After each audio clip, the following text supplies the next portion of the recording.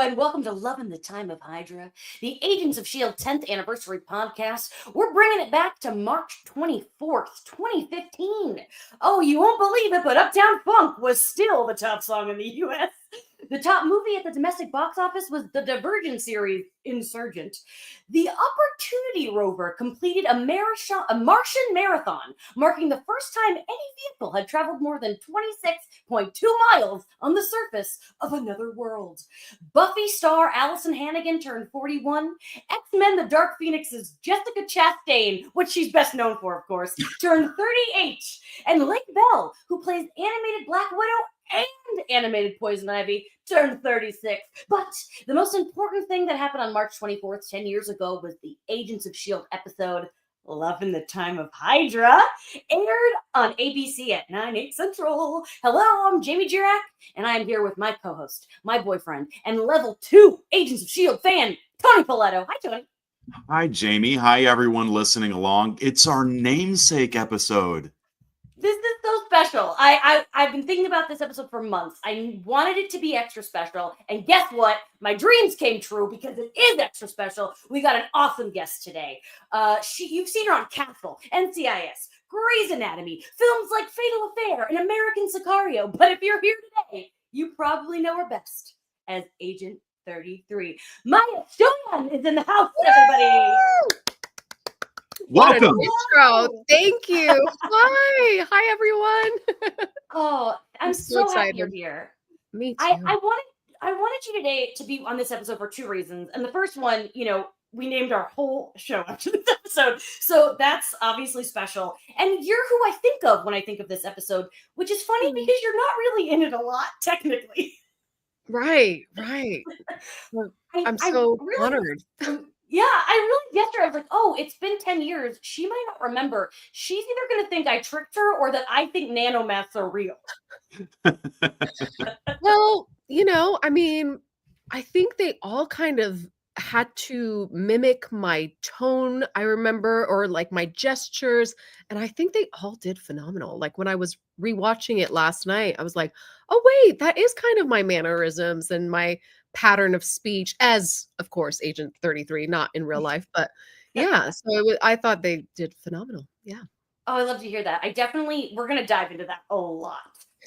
But before we do, Tony, do you want to tell Maya and our chat how we run this show? Yeah. So just if you're going to say anything spoilery in the chat, just tag your spoilers so that people like me who are watching the show for the first time are protected and don't get things spoiled for them.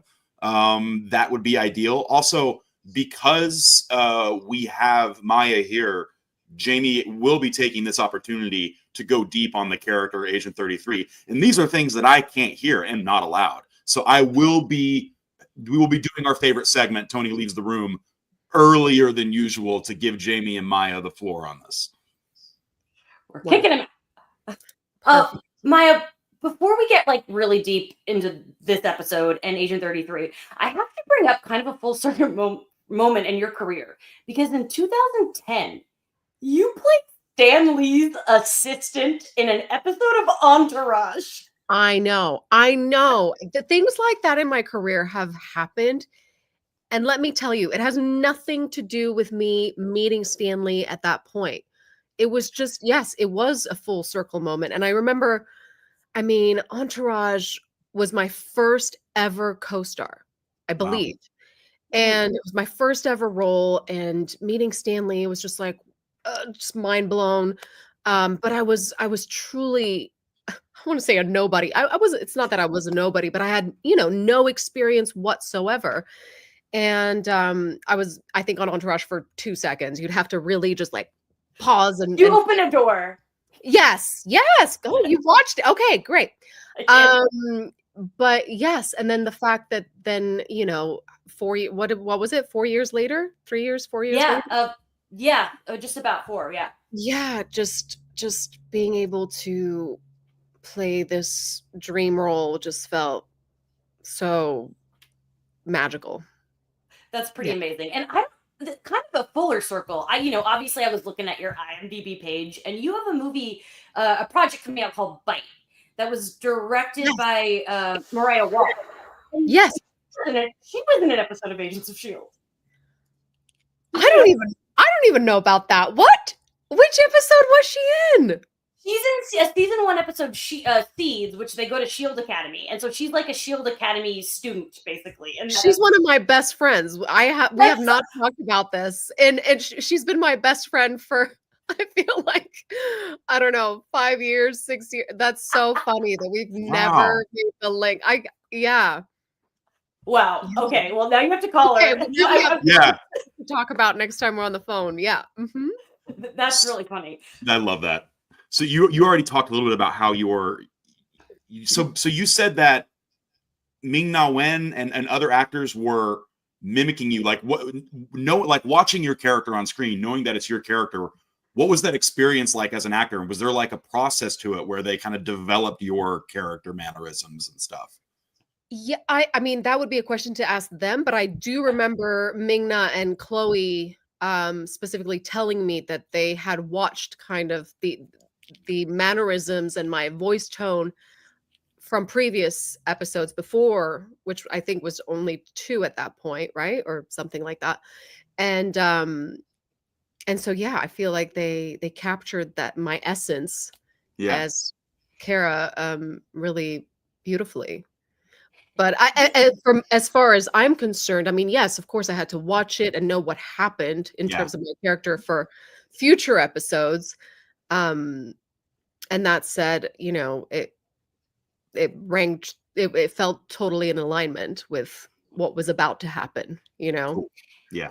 Isn't it weird as an actor, because this episode is so big for your character and so many of her emotional beats, you don't get to play them, and I feel like that might be bittersweet, or even maybe it's cool from an actor standpoint. Do you remember how you felt about that? I'm not sure. I mean, even rewatching it, I was like, oh wait, I don't think I'm in this episode. Wait, and I had to kind of like, am I? Like I then actually looked through my emails to see if I had a call sheet. Call sheet from that day, and I was like, oh wait, okay, I do show up at some point. And lo and behold, I won't say any more. But no, I mean I don't think it affected me on any level to hear that I mean, I knew that this was bound to happen, and I'm glad it's not a spoiler. Just, having the nanomass that I was going to be transforming into multiple different people. So I knew it was bound to happen. But it was cool. I mean, they're all of them are fantastic actors. So did you get to ever watch them? Were you ever on set like when they were doing you? The only time I believe that happened was with Ming Na, because her and I, what was it? Like we fought I don't know, there was a fight scene, and There then was, yeah. she transformed into me, I transformed into her, something happened. Am I talking? Faith Miami. It's crazy. It's one of my favorite episodes of the season. It's bananas what you guys do in that episode. Yeah, so that alone, I think that was the only time that I really witnessed her being me or me being her, however you want to put it. But yeah, it was confusing. It was confusing to say the least. I do remember that. I was like, wait, so is that me playing that role today? Or That's fun. That's a cool acting challenge. I think people probably want to hear a little bit about your casting process, if you remember. We know it was 10 years ago, but do you remember auditioning for this role? I do remember, because nowhere on the sides was it written anything about being a Marvel show or even the name of the show. My name was something totally different. And so I had no idea what I was auditioning for. And I remember going in, and Tamara Hunter, I believe, was the one that read with me. And she was so lovely. I knew her from couple casting director workshops I had done with her. And just read with her maybe once or twice, went home, and then I hadn't heard for like a week. So of course, you move on as an actor. You're like, okay, well, I guess I didn't book that. And then it was a random call So I didn't have to, there was no callback, there was no producer session, none of that.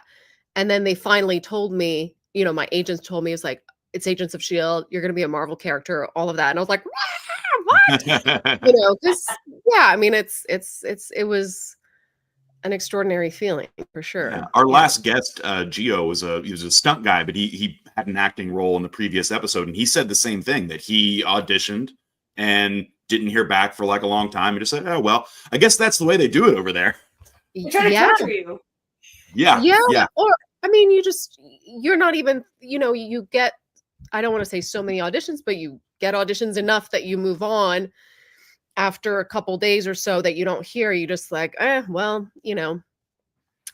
but this one I remember, and I think as an actor, I feel like it often happens that way. When you least expect it is when you book it.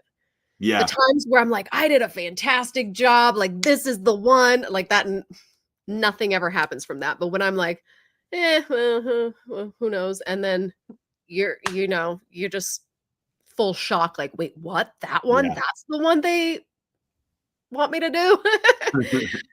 So yeah, it was amazing. When you got wind that it was, a Marvel show and you were playing a character from the comics, did you look into her? Did you research her at all? Read any Agent 33 stuff? Because she's super different. She's like blonde and like a historian and like kicks ass sometimes. So what was that like? Totally. Yeah, well then I knew there was a reason they cast me.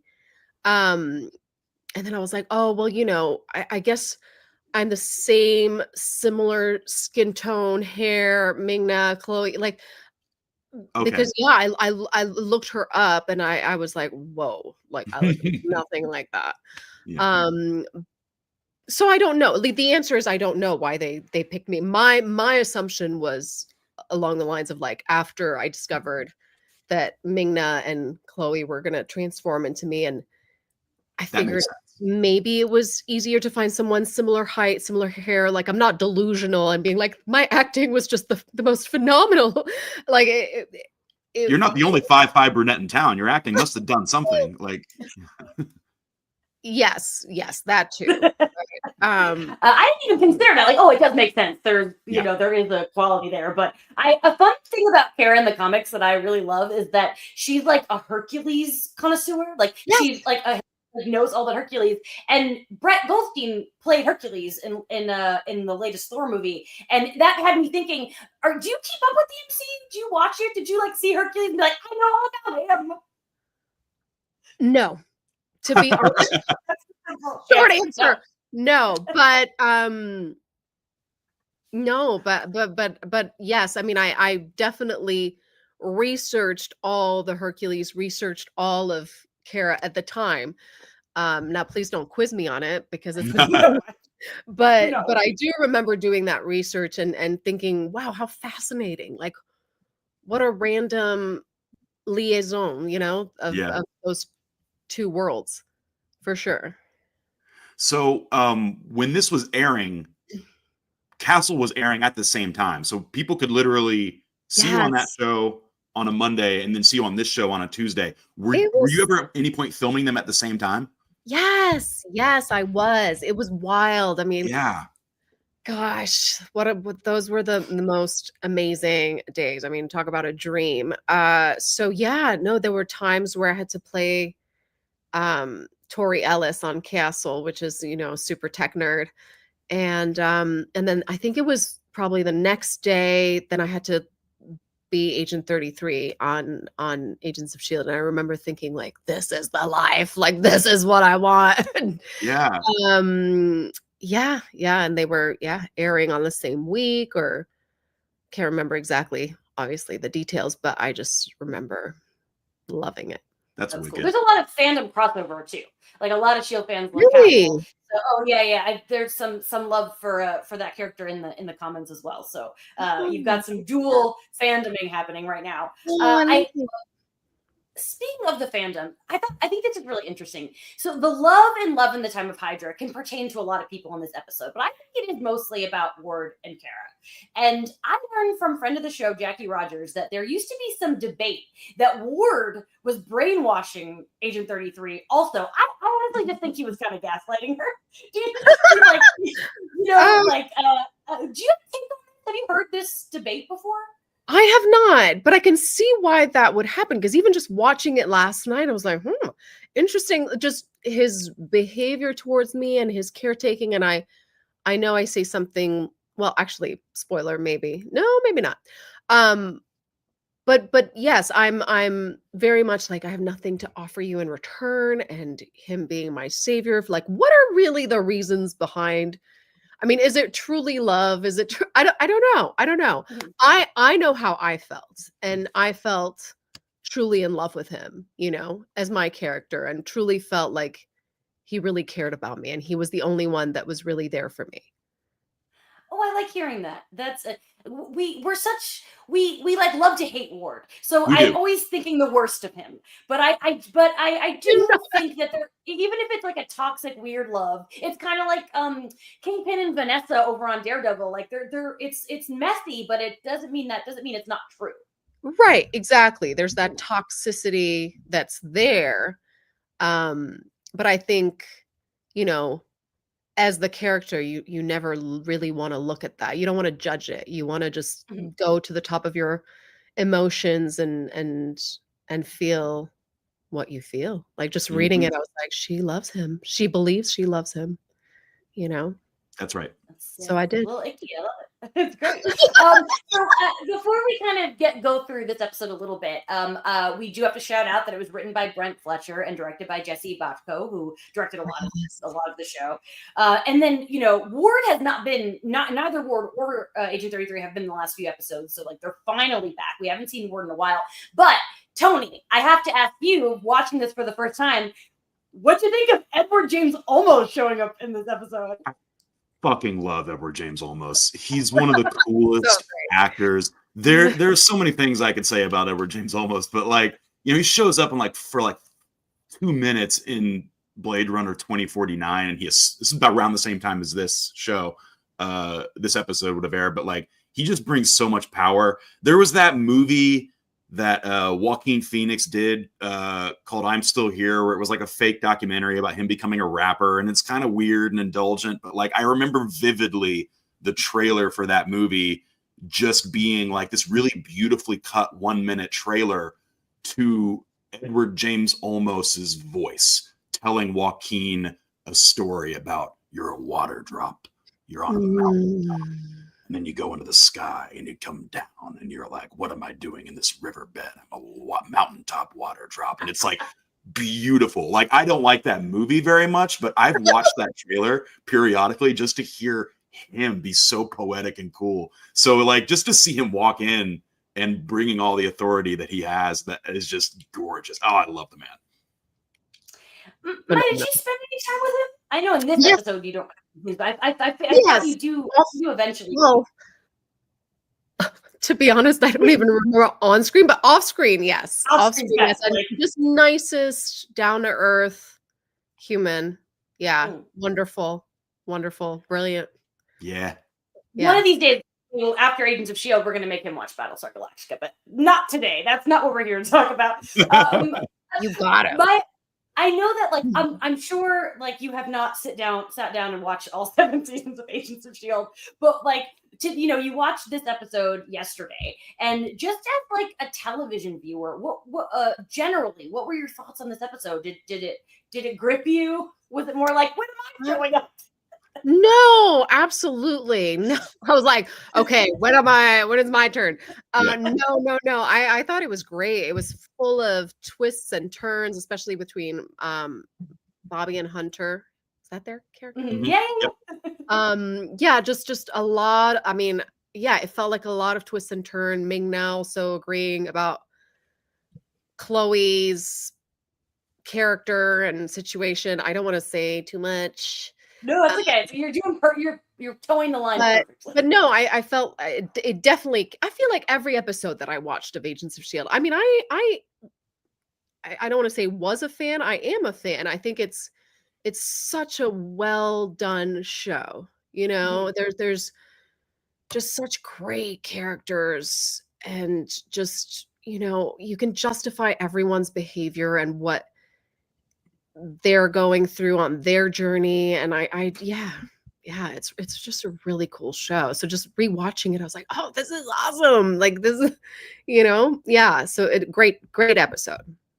Yes. Absolutely. Tony, I obviously need to know how you felt, because are you happy that I named our podcast after this episode? Do you feel good about that choice?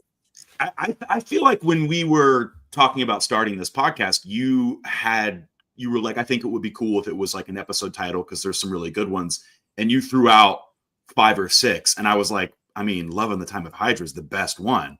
And we both agreed. So I was funny because I forgot. I didn't know, obviously, I don't keep up with this show beyond week by week. So when this episode was upon us, it was really exciting. It's our name episode. But I dug this one a lot. I like I'm really frustrated in a good dramatic way with this whole like new Shield, other Shield business, because Clark Gregg, Agent Coulson, is my dude. He's my favorite character on the show. I love him so much.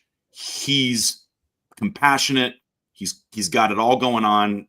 And so seeing him just kind of bring the team to the brink of failure so many times and win counts a lot. And Edward James Olmos over here, who I also love, clearly, is saying, no, that doesn't count. He's not right. He's wrong. He's overstepped. He's unstable.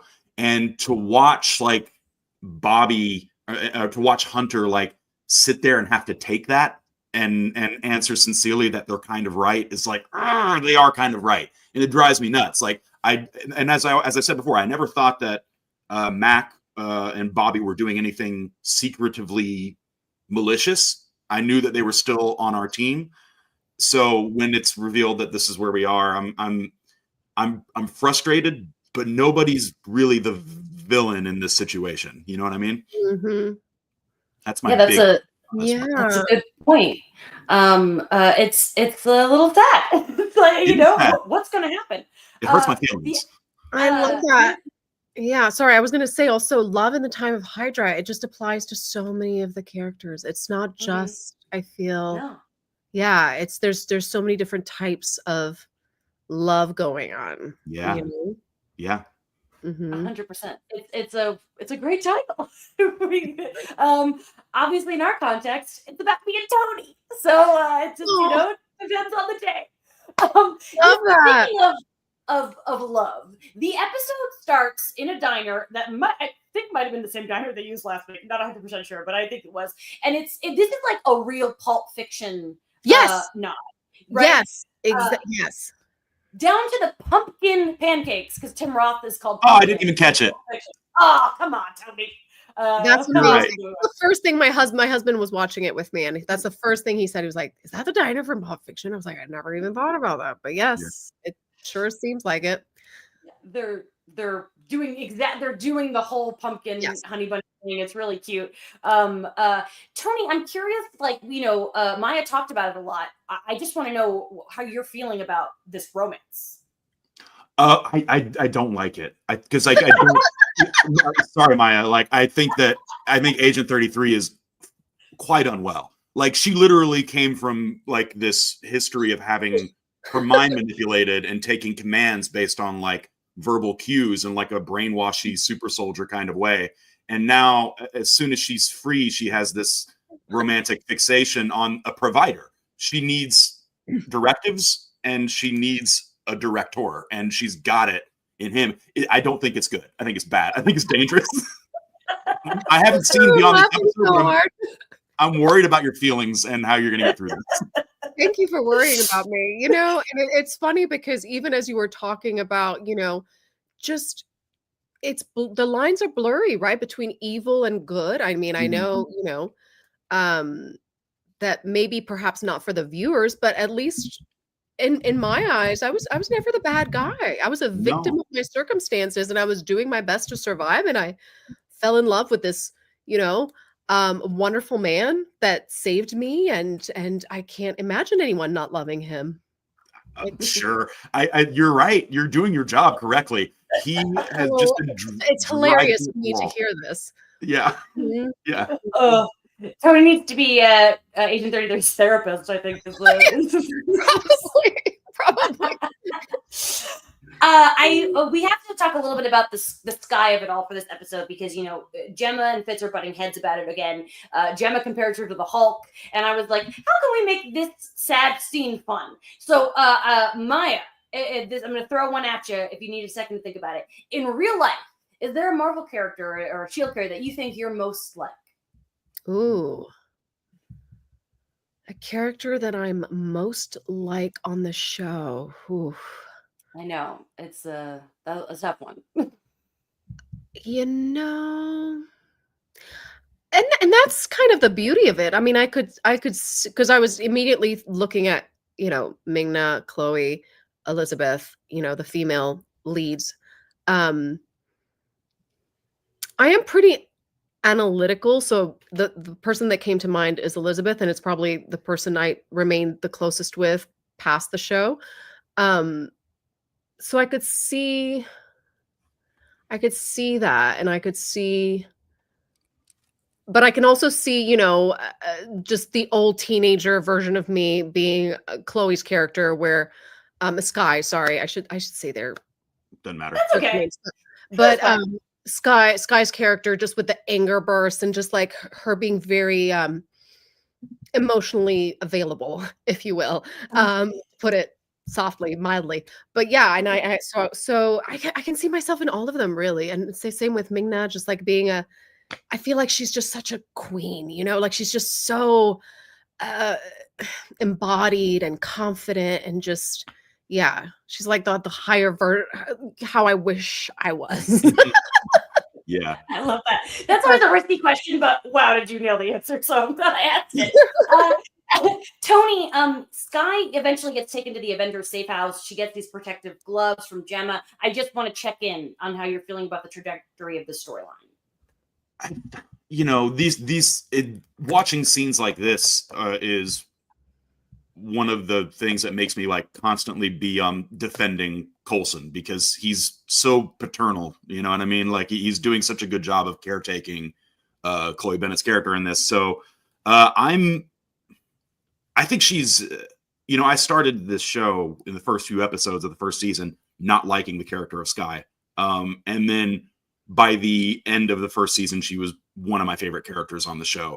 So and it's because she's continued to just show how strong and capable she is.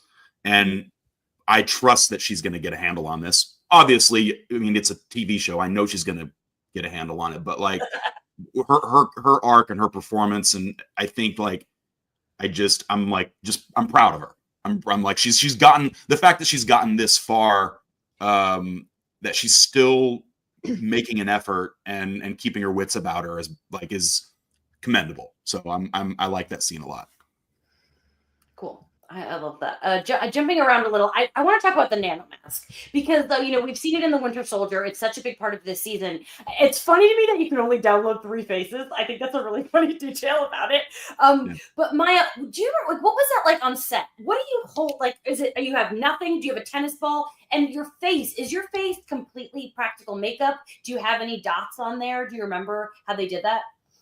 Yes. Gosh, I feel bad that I don't remember all the details, but it was dots on my face.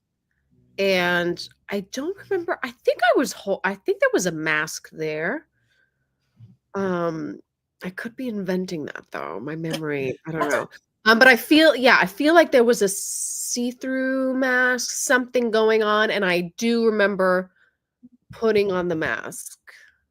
That's cool. And then just yeah. But I mean, the CGI, I mean, talk about just like geniuses. I mean, just the way it all functions and works. I mean, my mind was blown, especially at the time where, now of course you see it a lot more than you did, but just it just felt so advanced and so for network TV too. I mean, I think that makes it even more impressive.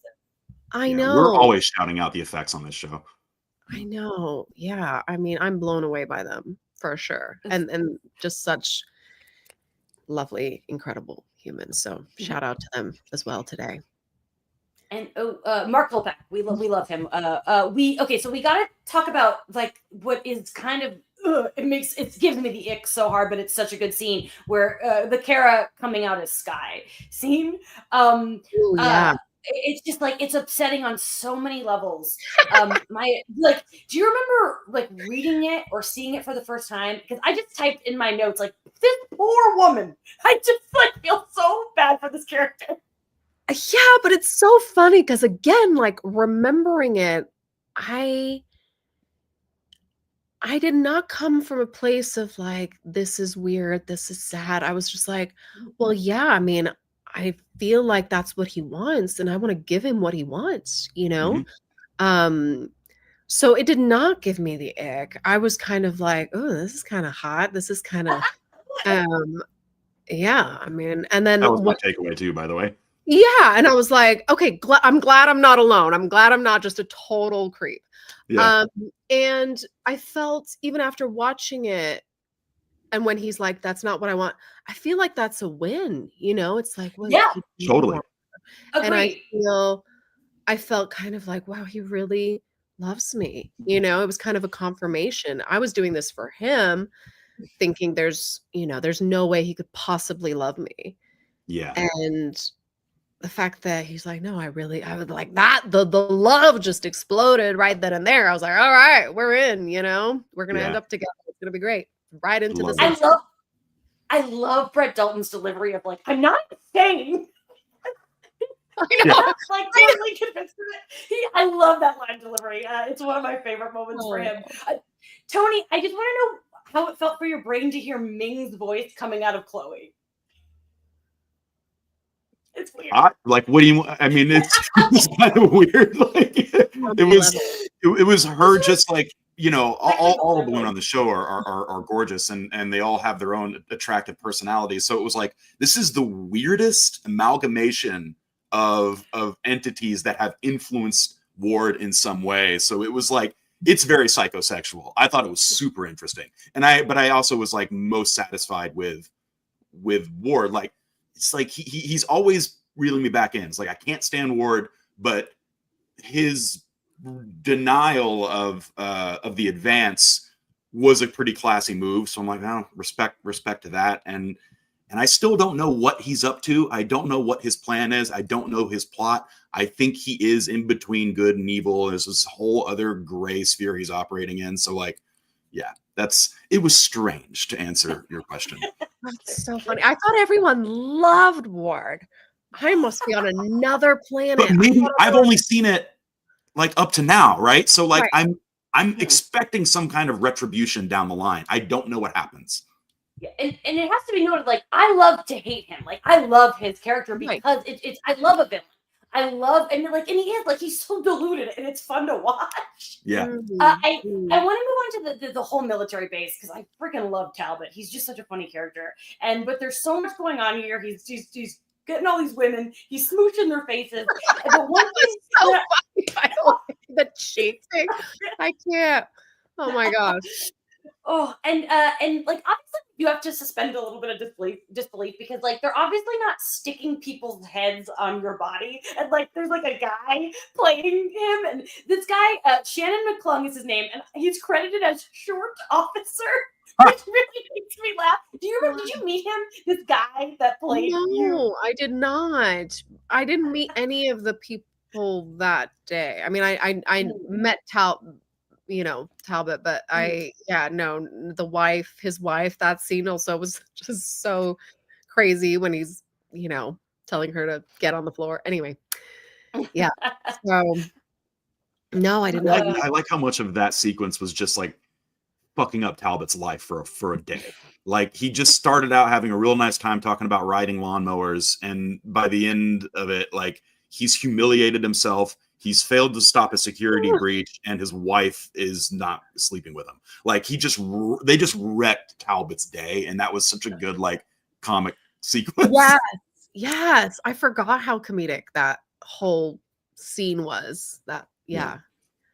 It's always a nice to get to. Okay, post credit scene. Maya's back. We got She's in this episode. I swear, I knew it. She's here. This is a really big turning point for you. It's a powerful scene. You guys kidnap Bakshi. You're torturing him. Do you remember filming that specific moment? Yes, I do remember it. Yeah, and I mean, the makeup was just phenomenal. I thought. I mean, Yeah. No, you're right. Oh yeah. I was blown away. RJ, I remember. Yeah. I mean, the way he just and then it keeps evolving, right? My whole, like, from me having, I'm not spoiling anything, right? That was before. No, you did that already. You were tortured already. Right. The torturing, the burn, like my face went through just so many different moments, and then the eyes slit, like, just credit to him. That was incredible. So yeah, just it felt so real on my face, and just needing to, like, there was a lot of shame and embarrassment there.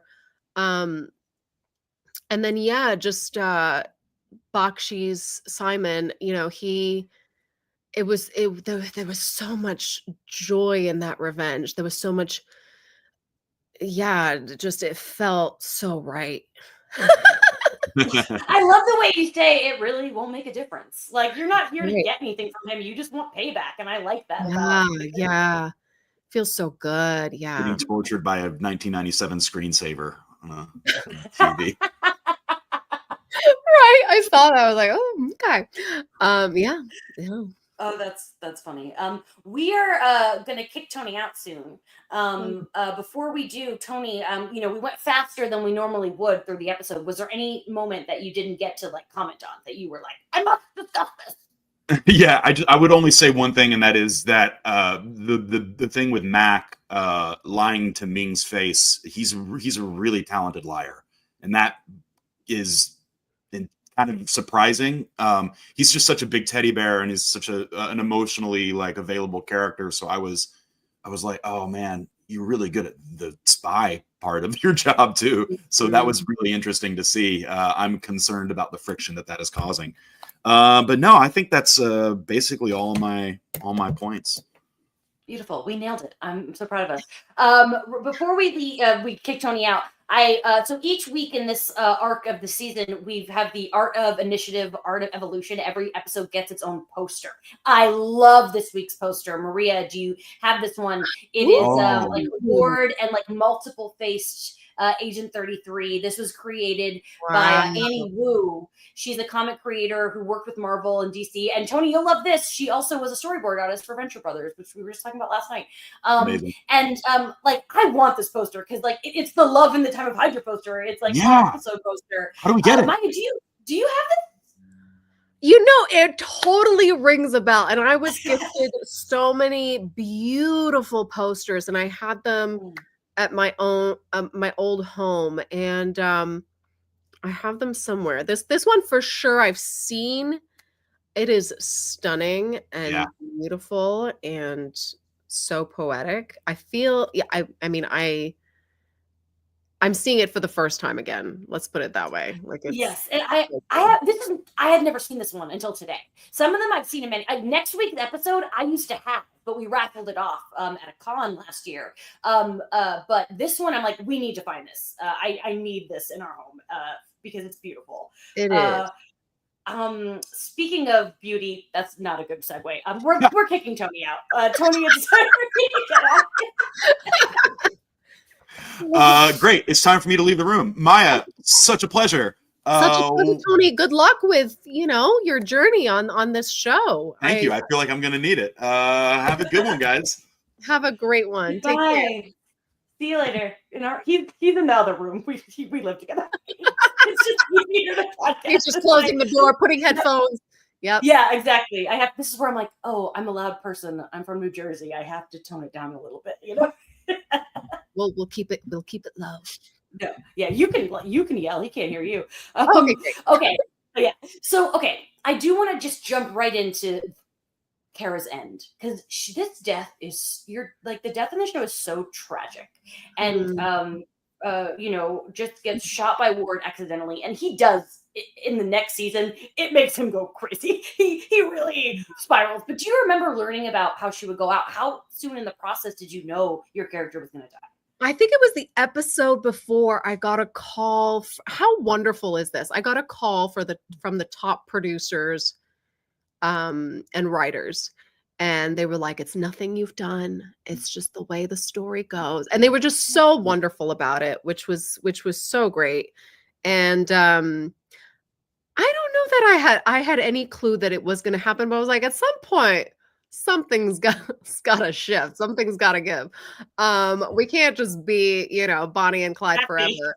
Yeah. So I don't remember being like, oh my gosh, I'm devastated. I remember being like, okay, well, it's part of the story. But they did it so well, so respectfully, which I thought was really, that doesn't happen on every show. So props to them. And yeah, and I mean, once I read, they didn't tell me how I was going to die. So that was also like, oh, how am I going to die? So once I did find out, I was like, whoa. Okay. And actually, just doing this podcast, I really do want to watch the whole thing again. Like I am actually curious because I've forgotten a lot of the pieces and puzzles. So props to you as a great, show host.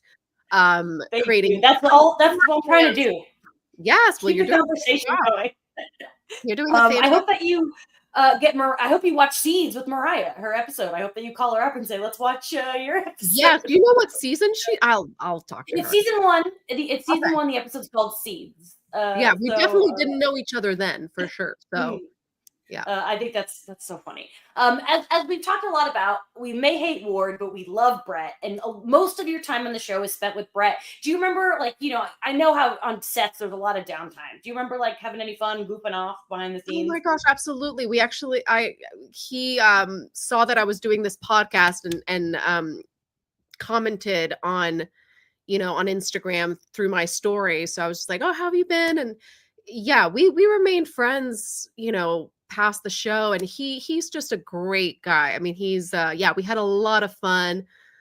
He was so respectful, so fun and complex, and just a talented actor to work with. Like we had fun kind of, but and quite serious. I remember just like on set, like just very into his craft, I love that. He is a goodie. When I years ago, I moderated the Shield 100th episode panel with the cast, and he afterwards, my mom loves Ward, so afterwards he made a little video for my mom. Really, really your mom and me, we get it. We know we know what's up. Yep. Yeah, kinship there. Earlier, you already kind of talked about how you don't see Agent 33 as a villain. She's complicated, things are broken, but she does do some nasty things down the line, including torturing Bobby. Things get pretty dark. Right. How did you? I think playing a villain is fun, and but there's so many layers. How did you take that, this arc for her? Yeah, remind me real quick what led us. I know we're in this hangar kind of. So so basically she blames Bobby for what happened to her, for her getting kidnapped by Hydra, and she kind of she's looking for because Ward kind of convinces her you got to blame somebody, and so they torture her bad. They've got under her fingernails. Yes, they break her kneecap. It's pretty nasty work.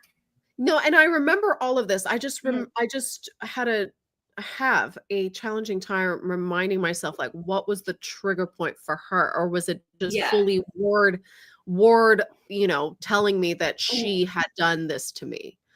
So the chat knows. The chat are my experts. They want you to know that if you want to watch Seeds, it's season 1, episode 12.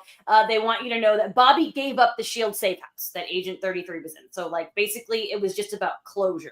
Gotcha. Folks are saying in the comments. Okay, great. Yeah. So, again, justifying all of it. I mean, if you don't see me as a villain, it's well, yeah, she really messed me over, and she really, she allowed this to happen to me. And now I've got the love of my life telling me that, on top of it, it's it's really, her fault. Then of course I'm going to go along with that. And, hurt people. Like I Mm. I Put it suffer. on a t-shirt. I mean, I suffered so much through this whole process.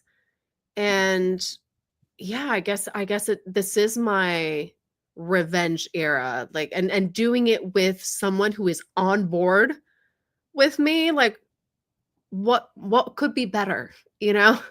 What could be more fun than doing it with a partner, you know? That's again comes all back to love in the time of Hydra.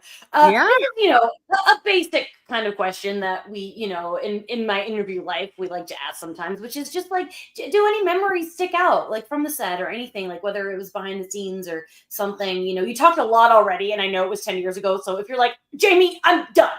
No, gosh, no. I just remember it being the loveliest set with the kindest people, just everyone wanting everyone to be at their best, and just everyone collaborating really well with each other.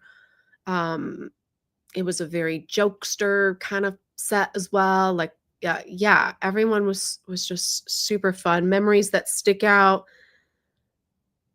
I mean, yeah, just in our downtime, it was just so, like, everyone was so grounded in reality. No one took themselves too seriously. Just, yeah, I have nothing bad to say. I mean, all great memories. I know it's boring, right? It's boring. No, I no, something every juicier. time I speak to someone from the show, no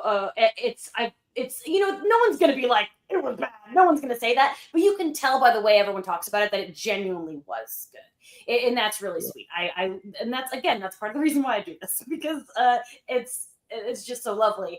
We have a couple questions from some listeners, from fans of the show.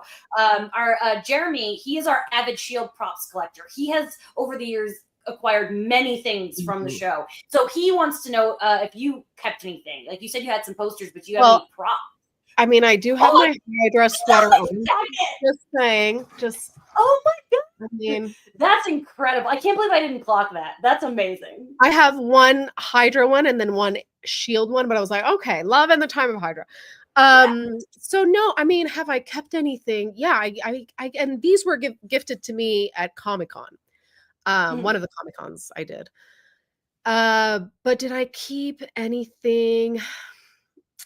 I mean, I had to sign a bunch of cards and posters. So again, I have a bunch of those, which I love. But as far as, props and things like that, I didn't sneak one in my bag or no, I don't have the nano mask right here to just be like, here it is. Whoa. I mean, the chat is freaking out about your jacket. Like, that is a really cool jacket. Another question from Muzshake07 on Blue Sky. We're trying to make Blue Sky happen, so we'd love to get questions from Blue Sky. They want to know, since so many people from the show got to play you, and aside from May, because you got a little bit of May, is there anyone that like you would have liked to, as an actor, been like, I'm Colton today, I'm going to channel Clark Gregg, if you could go back and do that?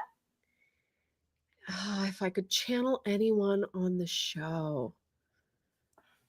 I mean, Ward, probably. Yeah. Like, just, just like step into, like, just in the most creepy, delicious way, just like step into his shoes and see what it was like for him. I don't know. Yeah. I love that. Do you want to give us your best? I'm not insane. I'm not insane. No, I honestly, like, yeah, I'd have to rewatch it, but yeah, I mean, it to me, it was like, yeah, no, you're not. Like, I get it. But yeah, I love that. So the MCU right now is like in the multiverse saga, which means there could be 1,000 Agent 33s, like infinite Agent 33s running around the universe. As I said, I want to see her hanging out with Hercules. Like if you could show up anywhere, like you're with the X-Men, you're with Iron Man. Is there anything that would be like the dream, or just like you could play somebody else,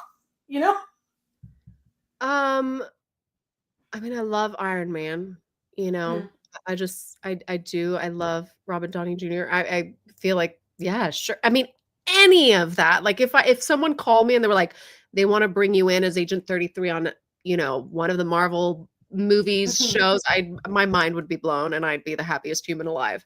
So yeah, I would not be picky. It's not like one would be like, no, sorry, I really want to be on this one. No, yeah, it would, my mind would be blown and I'd be so happy. I love For that. sure. Finally, I like to ask everybody this, and it's basically just from your time on the show. Is there any, or just even in your career in general, is there anything like as an actor that you don't get to talk much about that you would like you have a platform right now that you'd love to share, give out to the world?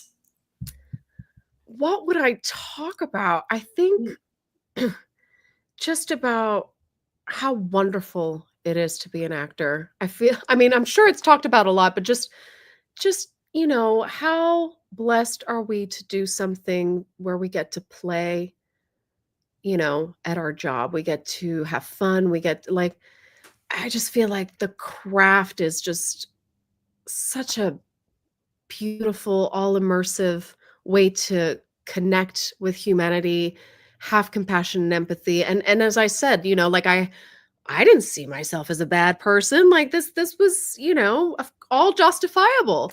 So I think that's probably why I play a lot of evil people on TV, is because I just am able to tune into what that would be like, because I feel like we're all capable of anything, I mean, truly, if the right reasons came along, then we're all capable of just so much good and bad, and um given the right circumstances. And yeah, so I'm just in love with what I do, and I feel like that would be the most I love that. logical thing to talk about. But yeah, That's a beautiful answer. I'm gonna make, because like obviously a lot of what we just talked about Tony can't hear, but I'm gonna be like, he's gonna love that answer. So I'm gonna we'll have to clip it for him so he can see it, because he's gonna really I appreciate love that. that. He has a lot of respect for the craft. Not to say I don't, but he likes to talk about it more. So I think he would really appreciate that. Speaking of, like I said, Bite is coming up. Is there? I don't know if you can talk about that, or if there's anything that you want to plug a little. Sure. I mean, Mayetta and I are potentially working on our next project as well together. She just cast me in her next show that she's producing and directing. So that's very exciting. But yeah, Bite is amazing. I mean, I just talked about, playing evil characters is kind of my jam. And well, I play a very complex human in that one too. More to be revealed. But yes, she is not your goody type.